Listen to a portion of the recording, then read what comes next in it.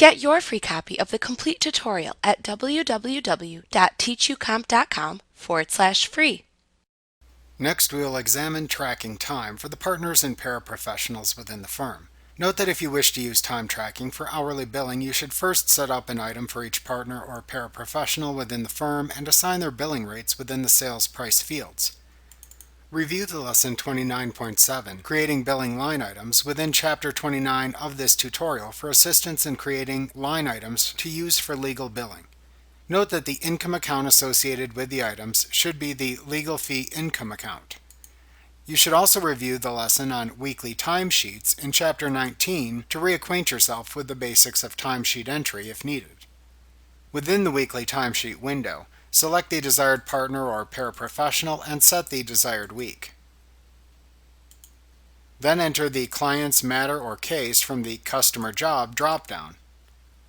Then enter the individual line items within the service column for each client's case or matter. If you will be paying the partner or paraprofessional from the time entered into the weekly timesheet, then select the type of earning they receive from the Payroll Item drop-down.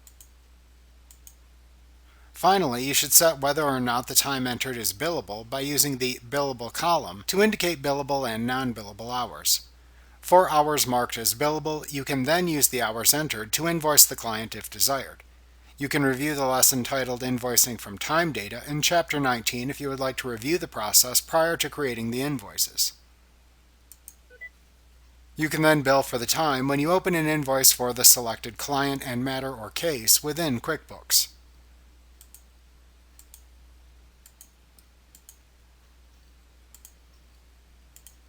Normally, QuickBooks will ask if you wish to use any billable hours that have been entered when you select the client and matter for whom you have performed the timesheet entry within an invoice form. However, if you do not have QuickBooks set up to prompt you, or if you are using an older version of QuickBooks, then simply click the Add Time/Costs button within the Create Invoices window to open the same Choose Billable Time and Costs window. You can then select the billable hours to place into the invoice shown on the Time tab, and then click the OK button.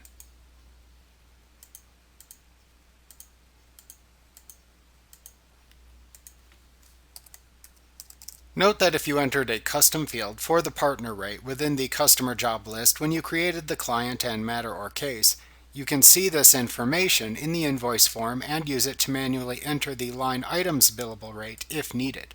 You can review entering this information in Lesson 29.5, Entering Clients and Cases, within Chapter 29 of this tutorial if needed.